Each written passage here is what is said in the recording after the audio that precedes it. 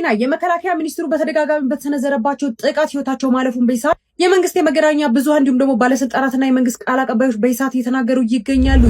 በቴዲ አፍሮ ላይ የተጀመረ የወንጀል ምርመራ አለ። ፌደራል ፖሊስ የአርቲስቱን ስቱዲዮ ሰብሮ ገብቶ እቃዎችን ወስዷል።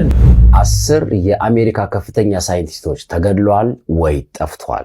በአርሲ ምድር ላይ ፀሐይ በሐዘን ጠልቃለች። ዛሬ ከአርሲ ምድር የሚሰማው ድምፅ ሁሉ የለቅሶና የዋይታ ሆኗል። እጅግ አሳዛኝ ዜና ተሰምቷል። ከ200 በላይ ኢትዮጵያውያን ወጣቶች ሞት ተፈርዶባቸዋል። ምኒልክ እግዚአብሔርን ይዘው እንጂ ጉልበት ይዘው የሚዋጉ ንጉስ አልነበሩ። ሰላም ውድ የአቢሲኒያ ዴይሊ ቤተሰቦቻችን እንደምን አላችሁ? አዳዲስና ትኩስ መረጃዎችን በጠቃሚ መልእክቶች እያዋዛን ወደ እናንተ የምናደርስበት ፕሮግራማችን አሁን ጀምሯል። በአሁኑ ሰዓት በሶሻል ሚዲያ ላይ መነጋገሪያ የሆኑ ጉዳዮችን እያነሳን እንመለከታለን። አሁን በቀጥታ ለዛሬ ወዳዘጋጀንላችሁ ቪዲዮዎች እናልፋለን። እናንተም ቪዲዮቹን ከተመለከታችሁ በኋላ ሐሳብ፣ አስተያየት እንዲሁም ምን እንደተሰማችሁ በኮሜንት ሴክሽኑ ላይ ጻፉልን። እስከ መጨረሻው አብራችሁን ቆዩ። አቢሲኒያ ዴይሊ። በቅርብ ጊዜ ወጣቶች ስፕራይት ውስጥ ኦሬንጅ ከለር ያለው የሳል ሽሮፕ እየጨመሩ ሲጠጡ ይታያል። በዚህም ብዙ ወጣቶች ችግር ላይ የወደቁ ነው። ለመሆኑ ይሄ ምንድነው? የሚያስከትለውስ ችግር ምንድነው? ጤና ይስጥልኝ። ፕሮፌሰር ሰለሞን ተፈራ ነኝ። አዲክሽን ሳይኪያትሪስት፣ የጤና ሰልጥ የአእምሮ ጤናና የሱስ ተሃድሶ ማዕከል መስራችና ዋና ስራ አስኪያጅ ነኝ። በቅርብ ጊዜ በተለይ በወጣቶች ዘንድ በስፋት እየተለመደ የመጣው ስፕራይት ውስጥ ኦሬንጅ ከለር ያለው የሳል ሽሮፕ በመጨመር እሱ መጠጣት ነው። እዚህ የሳል ሽሮፕ ውስጥ ምንድነው ያለው? በዋናነት አእምሮን የሚለውጠው ኬሚካል ኮዲን ፎስፌት የተባለ በሀገራችን ፈጽሞ ጥቅም ላይ እንዳይውል የተከለከለ መድኃኒት ነው። ይህ መድኃኒት በሀገራችን ካለን ተፈጥሮ ጋር ማይሄድና መንግስትም ሀገር ውስጥ እንዳይገባ የከለከለው መድኃኒትና በቅርቡ የታገደ መድኃኒት ነው። የኮዴን ፎስፌት ልክ እንደ ትራማዶል፣ እንደ ሞርፊን፣ እንደ ፔቲዲን እንዲሁም ደግሞ እንደ ሄሮይን ኦፒዮይድስ ተብለው ከሚመደቡት ውስጥ የሚመደብ ሲሆን አደገኛና ሱስ የማስያዝ ኃይሉ ከፍተኛ የሆነ ነው። ስለዚህ ወጣቶች ይህንን መድኃኒት በመጠቀም ራሳቸውን ለከፍተኛ ሱስና ለአደጋ ከማጋለጥ እንዲቆጠቡ ለማሳሰብ ነው። መንግስትም ይህን መድኃኒት ከፍተኛ ቁጥጥር ሊያደርግበት እንደሚገባና ጥቅም ላይ እንዳይውል የተከለከለ መሆኑንም ማስታወስ ያስፈልጋል። አመሰግናለሁ። እጅግ አሳዛኝ ዜና ተሰምቷል። ከ200 በላይ ኢትዮጵያውያን ወጣቶች ሞት ተፈርዶባቸዋል። ድምፅ እንሆናቸው። መረጃው ሼር ይደረግ። የትግራይ ወጣቶች ጉዳይ ቢሮ በሳውዲ የሚገኙ ኢትዮጵያውያንን ከሞት ለማዳን ጥሪ አቅርቧል። በሳውዲ አረቢያ በካሚስ ሙሻይት እስር ቤት የሚገኙ ከ200 በላይ ኢትዮጵያውያን ወጣቶች ያለምንም በቂ የህግ ውክልና የጅምላ ሞት ፍርድ እንደተፈረደባቸው የትግራይ ወጣቶች ጉዳይ ቢሮ አሳውቋል። ቢሮው ለኢትዮጵያ ውጭ ጉዳይ ሚኒስቴር በጻፈው ደብዳቤ ወጣቶቹ በአደንዛዥ ዕፅ ዝውውር ወንጀል ተከሰው ለሞት መቃረባቸውን ገልጾ መንግስት ከሳውዲ ባለስልጣናትና ከዓለም አቀፍ የሰብአዊ መብት ተሟጋቾች ጋር በመነጋገር ግድያው በአስቸኳይ እንዲቆም ዲፕሎማሲያዊ ጥረት እንዲደረግም አሳስቧል። በቴዲ አፍሮ ላይ የተጀመረ የወንጀል ምርመራ አለ። ፌደራል ፖሊስ የአርቲስቱን ስቱዲዮ ሰብሮ ገብቶ እቃዎችን ወስዷል። እንዲቆቹ ጠበቃ ሰብለ አሰፋ ነኝ። እንግዲህ ይሄ ነገር በጣም አነጋጋሪ ሆኖ ሰንብቷል።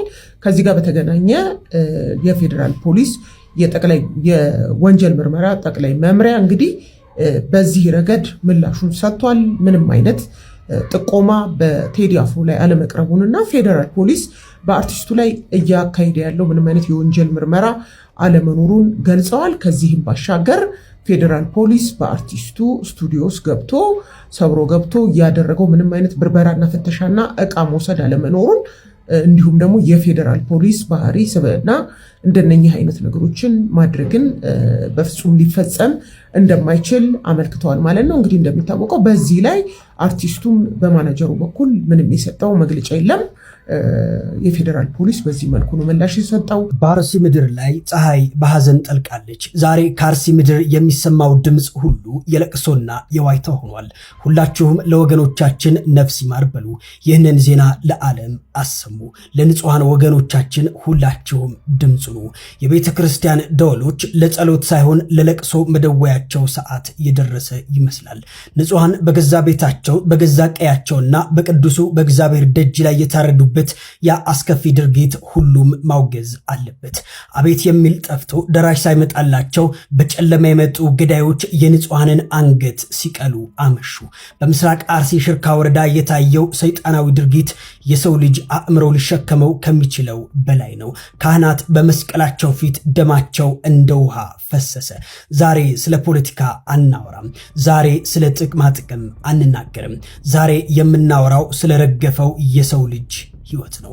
ዛሬ የምናወራው ስለደረቀው የንጹሃን ደም ነው። ዛሬ ከአርሲ ምድር የተሰማው ሰበር ዜና ሰብአዊነት የሚፈታተን ኢትዮጵያዊነትን የሚያቆስል እጅግ አሰቃቂ ክስተት ነው። የወገኖቻችን ደም መች ነው የሚያቆመው? በቅዱሱ ስፍራ ላይ የታረዱት ፍትህ መች ያገኛሉ? ሁላችሁም ለወገኖቻችን ነፍስ ይማር በሉ፣ ለቤተሰቦቻቸው መጽናናትን ተመኙ። በአሁኑ ሰዓት ሰበር ዜና ሰምቷል። ሁለቱ መሪዎች ተገናኝተዋል። ለመጀመሪያ ጊዜ ጦርነቱ ከተጀመረ በኋላ ይህም ጦርነት የዚህ ጦርነት መጨረሻ ሊታወቅ የሚችልበት ሞመንት አሁን እየቀረበ ይገኛል። ይህም የእጅ መጨባበጥ እንደ ትንሽ ነገር የሚታይ ነገር አይደለም። ምክንያቱም ኢራን ጦርነት ውስጥ በገባችበት ወቅት እንግዲህ ሁሉን ነገሮች አንኦፊሻል በሆነ መልኩ ከተለያዩ ሀገራት ጋር ኔጎሽት በማድረግ የምትታወቀው ራሻ ስለሆነች ነው። ብዙ ሀገራትም የሆርሙዝ ሰርጥ እንዲከፈት እንዲሁም ጦርነቱ እንዲቆም የተለያዩ መልእክቶችን የሚያስተላልፉትና ከኢራን ጋር የሚገናኙት በራሻ በኩል ስለሆነ ነው። ራሻም አንኦፊሻል በሆነ መልኩ ይህ ጦርነት እንዲረጋጋና የተለያዩ ሀገራት ያላቸውን ቅሬታዎች በራሻ በኩል ነበር የሚያሳልፉት ለኢራን። እንደሚታወቀው ኢራን ላይ ጥቃት ከተጀመረበት ቀን ጀምሮ ራሻ ልዩ የሆነ አጋርነቷን ለኢራን ስታሳይ ቆይታለች። የኢራንም የውጭ ጉዳይ ሚኒስትር ከኢራን መሪ ከሱፕሪም ሊደር ለራሻው ፕሬዝዳንት ቭላዲሚር ፑቲን መልእክት ይዘውላቸው መጥቷል። ይህንን መልእክት ተቀብያለሁ ብለዋል። የኢራን ህዝቦችም ጀግንነት በተሞላበት መልኩ ይህንን ጦርነት መክተዋል ሲሉ ተናግረዋል። በተጨማሪም ፕሬዝዳንቱ እንደተናገሩት ከሆነ የኢራን ህዝቦችም ይህንን አስቸጋሪ ጊዜ ኦቨርካም በማድረግ አሸንፈው ይወጣሉ ብዬ አስባለሁ፣ ተስፋዬ ነው ሲሉ ተናግረዋል። እንዲሁም በሀገሪቷ ሰላም እንደሚሰፍን ተስፋ አደርጋለሁ፣ ምኞቴ ነው ሲሉ ተናግረዋል። በተጨማሪም ፕሬዝዳንቱ ተናግረውታል እንደተባለው ከሆነ የኢራንንም ሆነ በአካባቢው የሚገኙትን ሀገራት ኢንተረስት ወይም ጥቅም ለማስከበር የቻልነውን ነገር ሁሉ እናደርጋለን ሲሉ የራሻው ፕሬዝዳንት ቭላዲሚር ፑቲን ተናግረዋል በአሁኑ ሰዓት። እና ምናልባትም የመጨባበጥ ለዓለማችን እረፍት ይሰጣታል፣ ተስፋንም ይዞ ይመጣል ተብሎ ይታሰባል። አዲስ ነገር ካለ ባሳውቃችሁ ይሆናል። ለዓለማችን ሰላሙን እንመኛለን። ብሩክ ነው። መልካም ቀን። በ1 ዶላር 100 ሊትር ጋዝ እየተሸጠ ነው የሚገኘው። ምን እየተካሄደ ነው የሚገኘው? ጋዝ በነፃ ነው ወይ እየተሸጠ የሚገኘው እያላችሁ በርካቶቻችሁ ስትጠይቁኝ ነበረ። በኢራን ውስጥ እንግዲህ በዚህ ሰዓት 100 ሊትር ጋዝ በ1 ዶላር ብቻ ነው እየተሸጠ የሚገኘው። በርካቶችንም ሲያነጋግር ነበረ። ነገር ግን ብዙ ሰዎች ማለት ነው አላስተዋሉም ብዬ የማስበው ነገር በኢራን ውስጥ 1 ዶላር ስንት ብር ነው የሚሸጠው የሚለው ነገር ነው። 1 ዶላር እንግዲህ በኢራን ውስጥ የሚሸጠው 1,317,000 የኢራንያን ሪያል ነው የሚሸጠው ማለት ነውና እጅግ በጣም ውድ ከሚባሉ ነገሮች መካከል በኢራን ውስጥ ማለት ነው 1 ዶላር ለመግዛት 1,317,000 የኢራን ገንዘብ ይዛችሁ መሄድ ይጠበቅባችኋል እንደማለት ነው። ይህም እንግዲህ እጅግ በጣም ውድ ከሚባሉ ሀገሮች ውስጥ ማለት ነው ዶላር ከሚሸጥበት ሀገር ውስጥ የመጀመሪያዋ ኢራን ናት ማለት ነው። ባለባት ማዕቀብ ምክንያት ነዳጅ መሸጥ አትችልም፣ ጋዝ መሸጥ አትችልም። በተለያዩ ጫናዎች ምክንያት እንግዲህ በፊትም ቢሆን ኢራን እጅግ በጣም ርካሽ ከሚባሉ ነዳጆች መካከል የኢራን ነዳጅ አንደኛው እንደሆነ የሚታወቅ ነገር ነው። በተለይም ደግሞ ከቅርብ ጊዜ ወዲህ ማለት ነው ይህኛው የመካከለኛው ምስራቅ ጦርነት ከተጀመረ በኋላ ከማዕቀቡ እንዲሁም በተጨማሪ ደግሞ ከኢራን ምንም አይነት ነዳጅ መውጣት ስለማይችል እንግዲህ በኢራን ውስጥ ከድሮ ከሚሸጥበት የቀነሰ ዋጋ ነዳጅ ይሸጣል ማለት ነው። ይህ ማለት ግን እጅግ በጣም ርካሽ ነው ማለት አይቻልም። ነገር ግን ሌላ ጊዜ ከሚሸጥበት ዋጋ ማለት ነው የመጨረሻ ርካሽ የሚባለው ዋጋ ይህኛው ነው ማለት ነው። ኢራንም እንግዲህ ወደ ውጭ ሀገር ነዳጆችን በቀላሉ መሸጥ አትችልም፣ ለሁሉም ሀገሮች መሸጥ አትችልም። በአሜሪካም እንዲሁም ደግሞ በሌሎች ሀገሮች ማዕቀብ የተጣለባት ሀገር ስለሆነች ማለት ነው። በዚህም ምክንያት እንግዲህ 100 ሊትር ጋዝ በ1 ዶላር እየተሸጠ ይገኛል ማለት ነው። 10 የአሜሪካ ከፍተኛ ሳይንቲስቶች ተገድለዋል ወይ ጠፍተዋል? አጋጣሚ ነው ወይንስ ደግሞ ጥቃት ነው? ገና አልለየለትም። 10ሩም የአሜሪካ የኒውክለር እና የስፔስ ምርምር ሳይንቲስቶች ናቸው። ብዙዎች የሳይንቲስቶቹን ሞት ከኢራን ጋር ሲያያይዙት እስራኤል በኢራን ሳይንቲስቶች ላይ ያደረሰችውን በማንሳት ጣት መልሰው ወደ እስራኤል ያነሱም አልጠፉም። ከምር ግን ምንድን ነው የተከሰተው? Almost half of them are missing. The rest are dead. I don't know, coincidence, if you whatever you want to call it, but ካርል ግሪድሜር በጠፈር ውሃ የሚፈልግ ሳይንቲስት ነው። የካቲት 16 የቤቱ በር ላይ ተሽቶ ተገድሏል። ጄኔራል ዊሊያምስ ጡረታ የወጣ የአየር ኃይል አባል ነው። ሚስጥራዊ የስፔስ የጦር መሳሪያ በልጻጊም ነበረ። የካቲት 26 ጀምሮ የገባበት አልታወቀም። ሞኒካ ሪዝ ሰኔ ወር ሃይኪንግ ወጥታ አልተመለሰችም። ሞኒካ በሙቀት የማይቀልጥ ብረት ምርምር ላይ ነበረች። የኑኖ የኤምአይቲ መምህርና የኒውክለር ኃይል ተመራማሪና ታህሳስ ላይ የተሾተ ሳይንቲስት ነው። የዚችኛዋ ለየት ይላል። በ2022 የተገደለችው በዚህ ኬዝ 11ኛ ሳይንቲስት ነች። ኤሚ ግራቪቲን የሚከላከል ቴክኖሎጂ በመስራት የታወቀች ሳይንቲስት ነበረች። ናው በወቅቱም ሊገደል ይችላል የሚል ተደጋጋሚ መግለጫም ትሰጥ ነበር። ያስደነግጣል። ሊስቱ ብዙ ነው። በአጋጣሚ የተፈጠረ ሳይሆን በእቅድ የተፈጸመ ጥቃት ያስመሰለው የኢራኑ ጦርነት ነው። ከጦርነቱ ጋር ከተያያዘ በአሜሪካ አሉ የሚባሉ የኢራን የተደበቁ ወይም ስሊፐር ቴሮሪስቶች አሉ ይባላል። ስለነሱ ሲሰጥ የነበረው መግለጫ ትክክል ነው ማለት ነው። የኢራን ጦርነት እንደተጀመረ ደግሞ በመጀመሪያዎቹ ቀናት እስራኤል 9 ዋና ዋና የኢራን ሳይንቲስቶችን መግደሏ ይታወሳል። ከቅርብ ጊዜ ወዲህ ከፍተኛ ተቀባይነት ያላቸው ቀኝ ዘመም የአሜሪካ ሞጋጆች እንደ ካንዲስ አሌክስ ጆንስ የመሳሰሉት የአሜሪካን በኢራን መሳተፍ አምርረው ተቃውመዋል። በእነዚህ ሰዎች አገላለጽ የአሜሪካ ሀገር ጠምዛዥ ወይም ደግሞ ዲፕ ስቴት እስራኤል ናት ይላሉ። አሜሪካ ከእስራኤል ተጽዕኖ መላቀቅ አለባትም ይላሉ። ታዲያ እስራኤል አሜሪካን ለማዳከም ይሄን ግድያ ታደርገዋለች የሚሉም አልጠፉም። 9/11 የእስራኤል ስራ ነው ከሚል ኮንስፓሬሲዎች ጋር ቁርኝት በመፍጠር ማለት ነው። ዶናልድ ትራምፕ ግን የ10 ሳይንቲስቶች ሞትን ለማጣራት የማንፈነቅለው ድንጋይ የለም፣ እንዳሳወቃችሁ የ1 ሳምንታት ዕድሜ ብቻ ስጡኝ ብሏል። የ10 ሳይንቲስቶች ነገር አጋጣሚ ነው ወይስ የተደበቀና የተያያዘ ጉዳይ አለየለትም? ግን ጥርጣሬን ጭሯል። ምን ታስባላችሁ? ኢትዮጵያ ውስጥ ለዘመናት ሹፌሮች ሲሰቃዩ፣ ሹፌሮች ሲገደሉ አንድም ቀን ለሹፌሮች ድምፅ ሲሰጥ አይቻላቅም።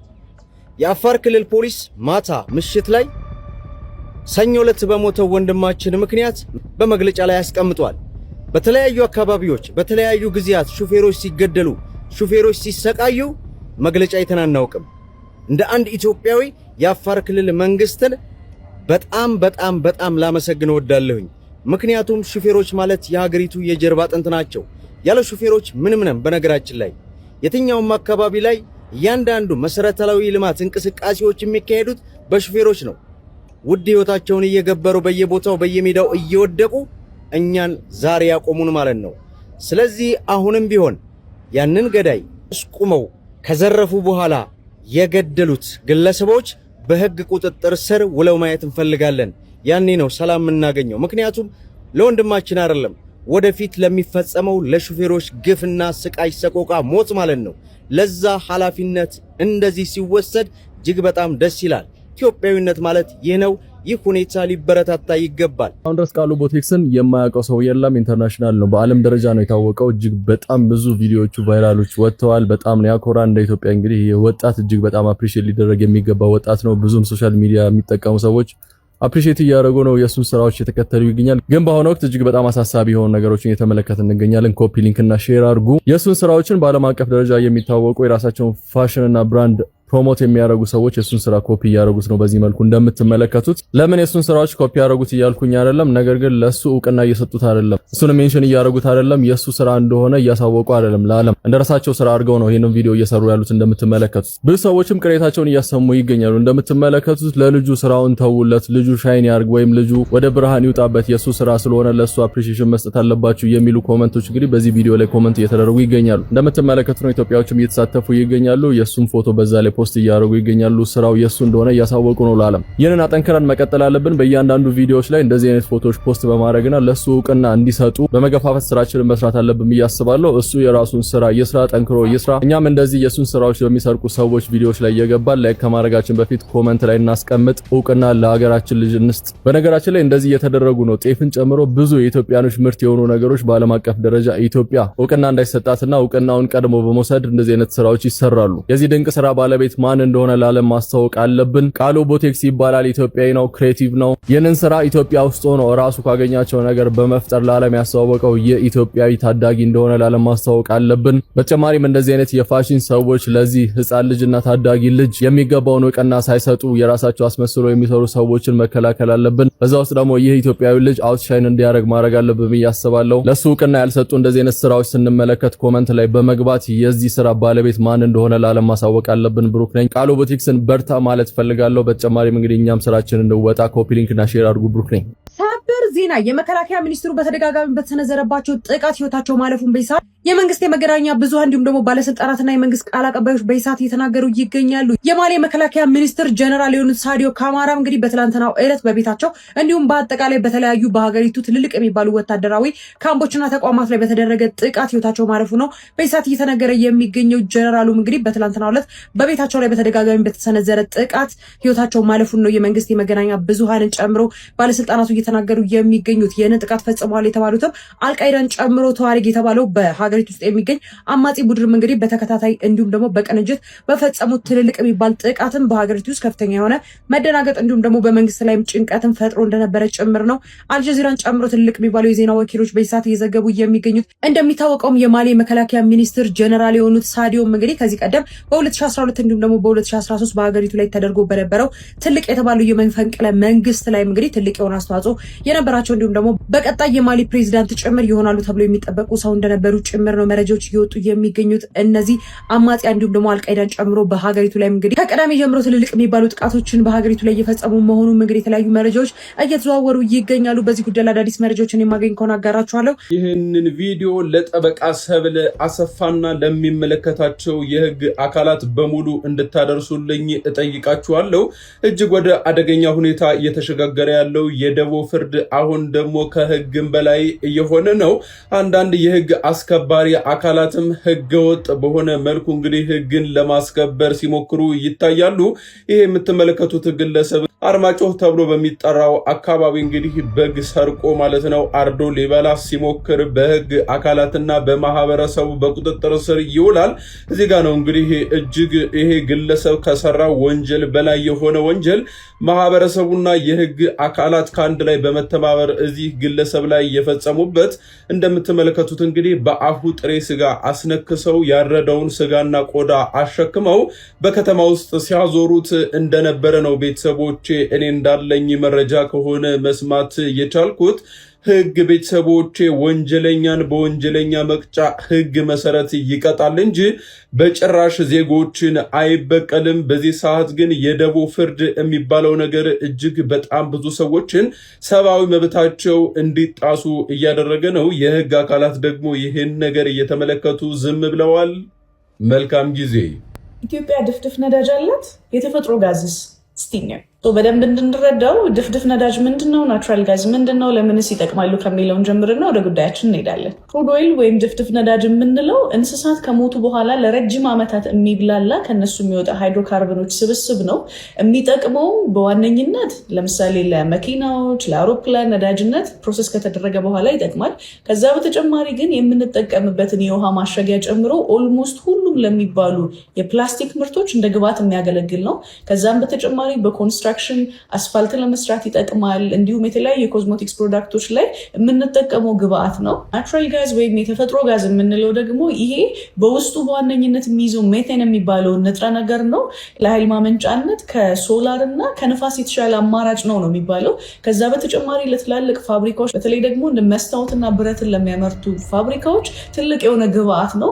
ከዛ በተጨማሪ ግን እንደነ ኢትዮጵያ ላሉ ሀገራት ደግሞ ማዳበሪያን ለማምረት የምንጠቀምበት ዋነኛው ኢንግሪዲየንት ነው። ዩሪያ እና አሞኒያ የሚሰሩት ከዚህ ንጥረ ነገር ነው። ወደ ዋናው ጥያቄ ስንመጣ ኢትዮጵያ እነዚህ ሀብቶች አሏት ወይ የሚለውን ስናይ በተረጋገጠ ደረጃ በተለይም ደግሞ ኦጋዴን አካባቢ ይሄ ሀብት እንዳለ የታመነ ነው። እዚህ ጉዳይ ላይ ኦጋዴን አካባቢ ላይ መጀመሪያውን ጥቆማ የሰጠው 1972 አካባቢ በኃይለ ሥላሴ ዘመን ማለት ነው የአሜሪካ ካምፓኒ ነው። ከዛ በኋላ ግን ከ1979 እስከ 1991 የሚቆይ ሰፋ ያለ ረጅም ጥናት በሶቪየት ህብረት በኩል ተካሂዶ ነበረ። ፋይናሊ 1993 አካባቢ ነው ይሄ የዚህ ጥናት ሪፖርት የወጣው እና አሁን ላሉ ጥናቶችም ከዛ በኋላ ለተደረጉ ስምምነቶችም እንደ ቤዝ የሚያገለግለው ሶቪየት ህብረት የሰራችው ጥናት ነው። ሀብቱ መኖሩን ከማረጋገጥ በተጨማሪ ያሉበትንም ቦታ በትክክል ሎኬት ያደረገ ሪፖርት ነው በወቅቱ። በዚህ መሰረት እንግዲህ ካሉብ፣ ሂላላ፣ ዶሃራ የሚባሉ ኦጋዴን ውስጥ ያሉ አካባቢዎች ናቸው እነዚህ ንጥረ ነገሮች እንደያዙ የታመኑት። በተፈጥሮ ጋዝ በኩል ወደ 4 ትሪሊየን ኪዩቢክ ፊት አካባቢ ነበር ዲስከቨር የተደረገው። ኋላ ላይ 7 ትሪሊየን በሚል ተሻሽሏል። አሁን ቅርብ ጊዜም ጠቅላይ ሚኒስትሩ እንግዲህ ይህን ቁጥር ወደ 21 አሳድገውታል በሰጡት መግለጫ መሰረት ለፓርላማው። በክሩድ ኦይል በኩል ስናየው ደግሞ ኮንደንስድ የሆነውን ጨምሮ ከ13 እስከ 14 ሚሊዮን በርሜል አካባቢ ነው አለ ተብሎ የሚገመተው። ኮንደንስድ የምንለው የክሩድ ኦይል አንደኛው አይነት ነው። በጣም ላይት የሆነ ክሩድ ኦይል ወይም የድፍድፍ ነዳጅ አይነት ነው። መሬት ውስጥ ሲገኝ በጋዝ ፎርም ነው፣ ሰው ከተፈጥሮ ጋዝ ጋር ተቀላቅሎ እናገኘዋለን። ነገር ግን ልክ ከመሬት ሲወጣ ሙቀቱም አብሮ ስለሚቀንስ ወደ ሊኩዊድነት ይለወጥና በጣም ላይት የሆነ የድፍድፍ ነዳጅ ይሆናል። ብዙም ለማጣራትም ከባድ አይደለም። እነዚህን ስናያቸው ኢትዮጵያ የተፈጥሮ ጋዟ ነው ከድፍድፍ ነዳጇ በላይ ትልቅ ቁጥር ያለው። ይሄ ሀብት ከተገኘ በኋላ እንግዲህ የኢትዮጵያ መንግስት ከተለያዩ ካምፓኒዎች ጋር ንግግሮችንና ስምምነቶችን ፈጽሞ ነበረ። ነገር ግን በተለያየ ምክንያት ወደ ተግባር ሳይገባና ይሄ ሀብት ሳይወጣ ቀርቷል። ፋይናሊ እንግዲህ የኢትዮጵያ መንግስት GCL ከተባለው የቻይና ኩባንያ ጋር ጎዴ ኦይል ሪፋይነሪ የሚባል ፕሮጀክትን እንደጀመረ እናንተም ሰምታችኋል። ይሄ ፕሮጀክት 3.5 ሚሊዮን ቶን ፊውል ነው ፕሮሰስ ያደርጋል በአመት ተብሎ ኤክስፔክት የሚደረገው። ይሄ የቻይና ካምፓኒ ድፍድፍ ነዳጁን ከመሬት ያወጣና ፕሮሰስ አድርጎት ወደ ናፍጣ ወደ ቤንዚን ቀይሮ ለሎካል ማርኬት ያቀርበዋል። የተፈጥሮ ጋዙን ደግሞ ካወጣው በኋላ ለሁለተኛው ፕሮጀክት አሁን ከዳንጎቴ ጋር ማርች ላይ የኢትዮጵያ መንግስት ለተፈራረመው ፕሮጀክት ያቀርባል። ከዛ በተጨማሪ ደግሞ ጅቡቲ ድረስ የሚሄድ ፓይፕላይን ይዘረጋና ለውጭ ገበያዎችም የማቅረብ ኃላፊነት አለበት። ሁለተኛው ፕሮጀክት which is የፈርቲላይዘር ወይም ማዳበሪያ ማምረቻው ፕሮጀክት ደግሞ በዳንጎቴ እና በኢትዮጵያ ኢንቨስትመንት ሆልዲንግ የሚሰራ ፕሮጀክት ነው።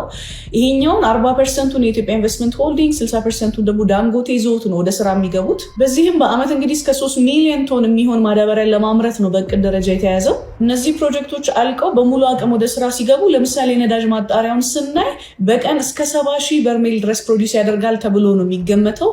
ያ ማለት ሙሉ በሙሉ ከኢትዮጵያ መሬት በሚወጣ ድፍድፍ ነዳጅ ነው። ከውጭ የሚገዛ ድፍድፍ ነዳጅን አያጠቃልልም። ኢትዮጵያ በዚህ ሰዓት በቀን ከ100 እስከ 110,000 በርሜል ድረስ ትጠቀማለች ተብሎ ነው የሚታሰበው ነዳጅ። ቢያንስ ከ50% በላይ የሚሆነውን ፍጆታዋን አገር ውስጥ በሚወጣ ነዳጅ እና በሚጣራ ነዳጅ ትተካለች ተብሎ ነው ኤክስፔክት እየተደረገ ያለው። የማዳበሪያ ማምረቻውን ሜጋ ፕሮጀክት ስናየው ደግሞ ኢትዮጵያ በአመት እንደ አገር የምትጠቀመው ከ1.5 ሚሊዮን ቶን ያነሰ ነው የማዳበሪያ ፍጆታዋ። ይሄኛው ግን በአመት እስከ 3 ሚሊዮን ፕሮዲዩስ ያደርጋል ማለት ከራሳችን አልፈን ለሌሎች ሀገራትም ኤክስፖርት የምናደርግበትን አቅም ይሰጠናል ማለት ነው። ኢትዮጵያ የነዳጅ ማጣሪያ ስትገነባ የመጀመሪያው አይደለም። ከዚህ በፊት በአፄ ኃይለሥላሴ ዘመን ሶቪየት ህብረት አሰብ ላይ የገነባችው የነዳጅ ማጣሪያ ነበረ። ነገር ግን ኢትዮጵያና ኤርትራ በመለያየታቸው ምክንያት ሙሉ በሙሉ ወደ ኤርትራ ግዛት ውስጥ ገብቶ አሁን አገልግሎት ላይ እየዋለ ያለ ማጣሪያ አይደለም። ከኦጋዴን ውጭ ሌሎች የኢትዮጵያ አካባቢዎች ላይ ለምሳሌ እንደነ ጋምቤላ፣ ኦሞ ቫሊ፣ አባይ ዙሪያ ላይ እንዲሁም ደግሞ በኦይልና ጋዝ ደግሞ መቀሌ አካባቢ ትግራይ እንዳለ ፍንጮች አሉ። ግን ገና ጥናት ስቴጅ ላይ ስላለ ኮንክሪት ሆኖና ወደ ተግባር ሊገባበት የሚያስችልበት የጥናት ደረጃ ላይ ስላልደረሰ እንዲህ ነው ተብሎ መናገር ይከብዳል።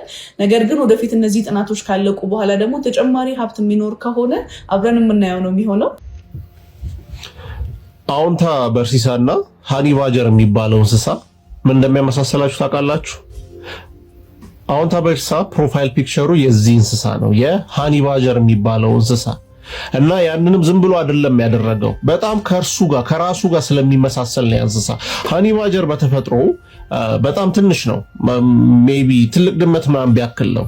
ነገር ግን ከዝሆን ጀምሮ እስከ አንበሳ፣ ከአናኮንዳ፣ ከቀጭኔ ከሱ ሳይዝ በብዙ ጥፍ የሚበልጡ በጣም ጥንካሬ ያላቸው ከሚባሉ እንስሳዎች ጋር ተጣልቶ አንዳንዴ ይገላቸዋል፣ ሌላ ጊዜ ደግሞ የነዛ እንስሶች ይሸሻሉ ሁላ። ይሄ ግን የሆነው ሃኒ ባጀር ሞቲቬሽናል ስፒከሮች አነቃቅተውት ትችላለህ ብለውት አይደለም። ቆዳው ነው፣ በጣም ወፍራም ቆዳ ነው ያለው። ያንን ቆዳ አንበሶች ራሱ በጥርሳቸው ፒርስ ማድረግ መብሳት አይችሉም፣ ከቆዳው ጥንካሬ የተነሳ ማለት ነው። እና አንደኛ ያንን በየቦታው የሄደ ከየትኛው እንስሳ ጋር እየተጣላ ምንም እንኳን ሳይዙ ትንሽ ቢሆንም እንዲያሸንፍ የሚያደርገው የቆዳው ጥንካሬ ነው። በዛው መጠንም አዎንታ በርሲሳም እንደምታዩት ምንም ስልጣን የሌለው ሰውዬ ነው። የሆነ ሰዓት ላይ ነው የመጣው ዝም ብሎ። ከዛ ሌቦችን አጭበርባሪዎችን አጋልጣለሁ ማለት ጀመረ። እንደነዚህ አይነት ሰዎች ደግሞ በጣም ገንዘብና ኃይል ያላቸው ሰዎች ናቸው። እነዛን ሰዎች ተቋቁሞ አሁን ያለበት ደረጃ የደረሰው በሰውኛ ወፍራም ቆዳ ስላለው ነው። ሌሎች የማይችሉትን ስድብ፣ ሌሎች የማይችሉትን ዛቻና ማስፈራሪያ እንዲሁ ስላለፈ ነው፣ ችሎ ስላለፈ ነውና ሃኒ ባጀርም እንደዛው ነው። ወፍራም ቆዳው ምንድነው ከማይገፉ ግርግዳ ከሚባሉ አይነት እንስሶች ጋር ሄዶ እንዲላተም ያደርገዋል። ከዛም እንዲያሸንፍ ያደርገዋል። እዚህ ጋር የምታዩት አዎንታ በርሲሳም በይሄ ዛቻ፣ ማስፈራሪያ፣ ስም ማጥፋት ምንም ስለማይመስለው ዝም ብሎ ስለሚያልፍ አሁን ያለበት ደረጃ ደርሷልና የአዎንታ በርሲሳ ፕሮፋይል ፒክቸር ጀርባ ያለው ስቶሪ ይሄ ይመስለኛል። እና ደግሞ ትክክለኛም እንስሳ ነው የመረጠው፣ ደግሞ በደንብ ከራሱ ጋር የሚመሳሰል አድርሱለት፣ ሜንሽን አድርጉት እስኪ እዚህ ቪዲዮ ላይ። ምናልባት ስህተት ሊሆን ይችላል። እንግዲህ እስቲ አይቶ እንትን ይበል። ይሄ 100 ቢሊዮን ብር በቴሌ ብር በኩል ክርስቶስ የላከለት ሰውዬ 100 ምንድን ነው ያለው 100.5 ቢሊዮን ብር አገኘው ተላከልኝ ሲል እልል የምትሉ ሰዎች ግን ተደስታችሁ ነው ያካፍለናል ብላችሁ ነው ወይ? ጭሮ በቃ እኛ ምንም አናቅም፣ ምንም ማናቅ። እንዴት ነው የምታየን አንተ? በቃ አርዳሃል፣ ደርዳሃል። ሲጀምር ክርስቶስ 100 ቢሊዮን ብር የለውም። ክርስቶስ ለሰዎች እንኩ ብሎ በትራንዛክሽን 5 ሳንቲም ሰጥቶ ማያውቅም፣ አይሰጥም። የሚሰጠው ሜቢ ገንዘብ የምታገኝበትን መንገድ ሊያመቻችልህ ይችላል፣ ግንዛቤ ሊሰጥ ይችላል፣ ልቦና ሊሰጥ ይችላል። 100 ቢሊዮን የለውም ክርስቶስ። እውነቴን ነው የምልህ። እና 100 ቢሊዮን ሲጀመር ከብሔራዊ ባንክ ትራንዛክሽኑ ከብሔራዊ ባንክ እውቅና ውጪ የተደረገ ትራንዛክሽን ከቁጥር ውጪ ምንም ቫልዩ የለውም።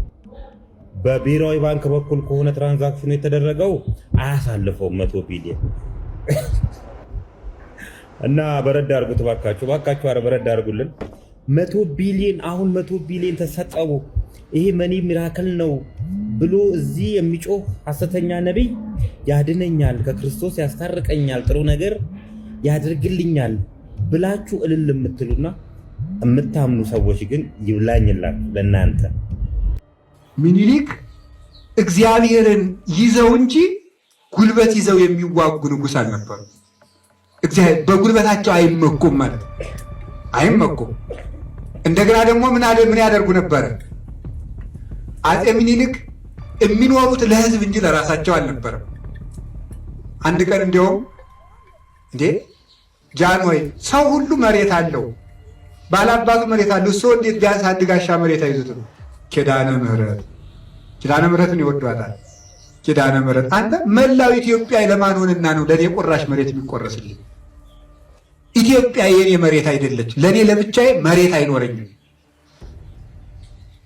ድርቅና ረሃብ ቢመጣ የቤተ መንግስቱን ከብት በሙሉ ለህዝብ አከፋፍለው ያበሉ የንጉሥ መጽዋች፣ ሀገሪቱ ብትራብ ቁፋሮና እርሻን ራሳቸው ንጉሱ ቆፍረው የኢትዮጵያ ህዝብ ተንክሮ አትክልት መትከልና እርሻ እንዲያርስ ያደረጉ አፄ ምኒልክ የሚያስቀድሱ የሚያወድሱ እግዚአብሔርን የሚያመልኩ ናቸው። ስለዚህ ሰዎች በቋንቋቸው ተሰውረው የመከሩትን ምክር አፈረሰላቸው። ምክሩ ሲታወቅባቸው ደግሞ ተባውቱ ዘያደቅቅ መዝራዕተ ኃያላን፣ ምክሩ ሲታወቅ ሰራዊት ጭነው መጡ። ሰራዊት ጭነው ሲመጡ የሰማይቱ የቅዱስ ጊዮርጊስን ታቦት ይዘው ሄዱ። ቅዱስ ጊዮርጊስ በአፄ ምኒልክ ብቻ አይደለም የረዳን።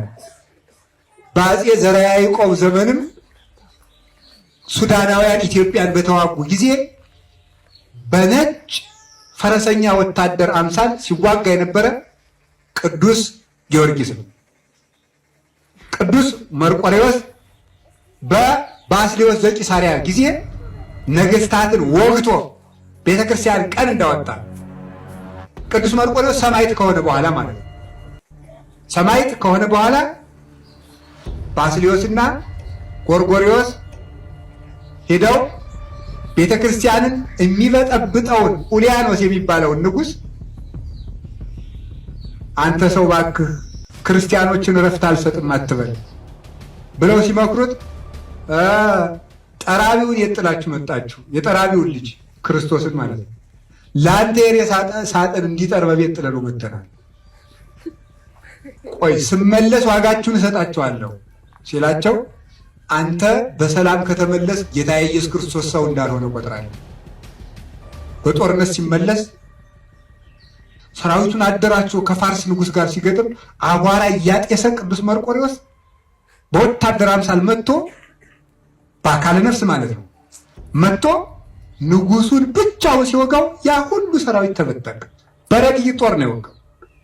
ያን ጊዜ ሰው ክፉ ሰው እየሞተ ሳያምን አፈሩን ወደ ሰማይ በትኖ ገሊላዊ አሁን አሸንፈኝ ክርስቶስን ማለት ቅዱስ መርቆሬዎስ በዘመነ ባስልዮስ ያን ጊዜ ከስዕሉ ገብተው ያንን ንጉሥ ገደልከው እንዴ ሲሉት ከስዕሉ ደም ይንጠበጠባል። እግዚአብሔር አድሮበታል። አዎን አላቸው የቅዱስ መርቆሬዎስ። ቅዱስ ጊዮርጊስ ደግሞ በጸሎቱ ሰባውን ነገስታት እንዳጠፋ በአድዋ ጊዜ አብሮ ታቦቱ ዘምቶ በዘርዓ ያዕቆብ ጊዜ በነጭ ወታደር አምሳል እየተቀደመ እየተዋጋ ኢትዮጵያን ታድጓል። ተባውቱ ዛደቅቅ መዝራዕተ ኃያላን በጢስ በጦር ጀት በሰለጠነ የኬሚካል ጦር የሚዋጉትን ምንም ትጥቅ የሌላቸው ኢትዮጵያውያን እንዲያሸንፉ ያደረገ ምክርን በምክር የሚሽር ኃይልን በኃይል የሚሽር እግዚአብሔር ከኢትዮጵያ ጋር ስላለ ነው። የኢትዮጵያ ኃይሏ እግዚአብሔር ነው። የኢትዮጵያ ኃይሏ ሃይማኖት ነው። የኢትዮጵያ ኃይሏ ፍቅር ነው፣ አንድነት ነው፣ መለያየት ማጥፋት ነው። በምኒልክ ዘመን ይሄ ኃይል የተገኘው ዘረኝነት ስለሌለ፣ ዘረኝነት ቢኖር ይሄ ችግር አይወገድም ነበር።